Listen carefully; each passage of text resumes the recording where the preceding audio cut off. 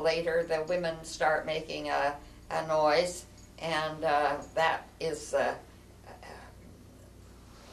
the signal that they need to have a cup of tea. And so that's served up. Now this is the pipe dance, and that's a very important dance. It's the dance which they pray to the thunder, spirit of thunder. And of course, the first time you're likely to have lightning and so on is in June. So the peace pipe is brought out, and it's passed from one person to another all around the group, and then it's kept by one person. It's kept in sacred cloth, and when they're finished, it's put away, and then it may be brought out later if they're going on a hunt, or for some reason they want to have they pray again to the spirit of the thunder spirit. I love that picture. This is an old lady with her shelter. I can't understand why she isn't in the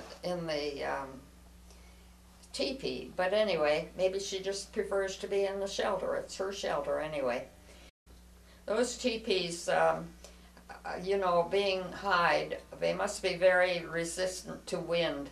I imagine they're cold. They've got heat inside, but I imagine that they're very, they are very resistant to wind. This is a squaw with her little baby,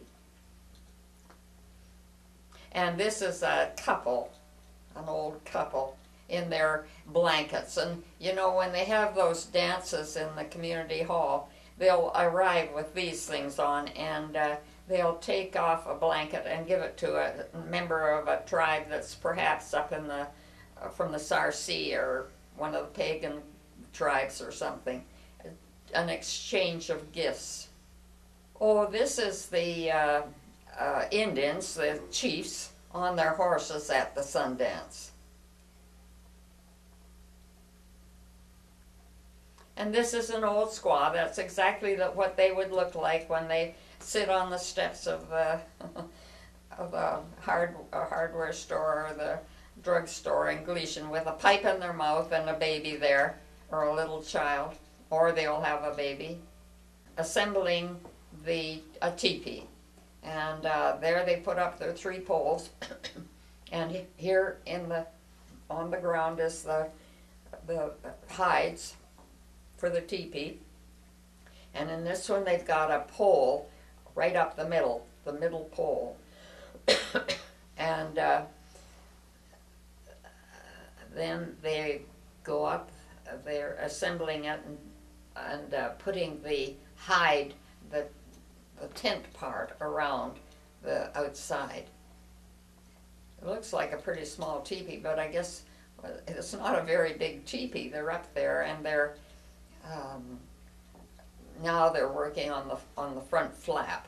And these teepees, once they get them, they're usually painted before they put them up.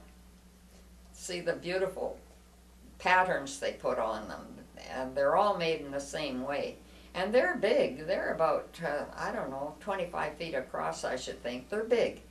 And of course, the smoke goes out the top when they have a fire in them in the wintertime. These are all teepees that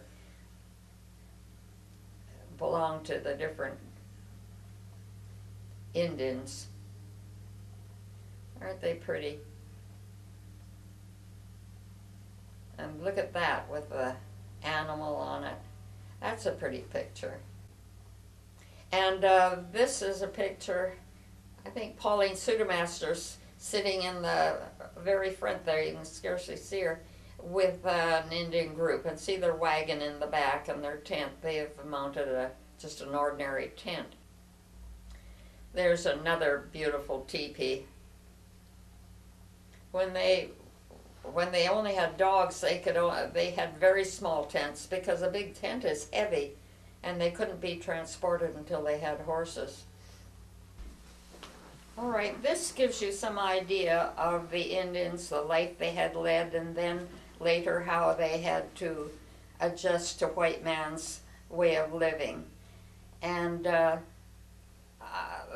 the my father wasn't that interested in the Indians because they had different ways, and they weren't as reliable when it comes to business. But I always liked them because we went to the dances and saw them perform, and Mr. Evans would take us out to people's homes, and we would go in there, and a squaw would make us tea and stuff. And all the young children of the employees on the reserve went to our school, so we had a lot to do with the Indians as children. At least I did, because all my friends happened to be on the reserve. So I always liked the idea of the reserve where it was, and getting to know the ways of the Indians, and I felt that it was interesting to show this as part of my childhood growing up.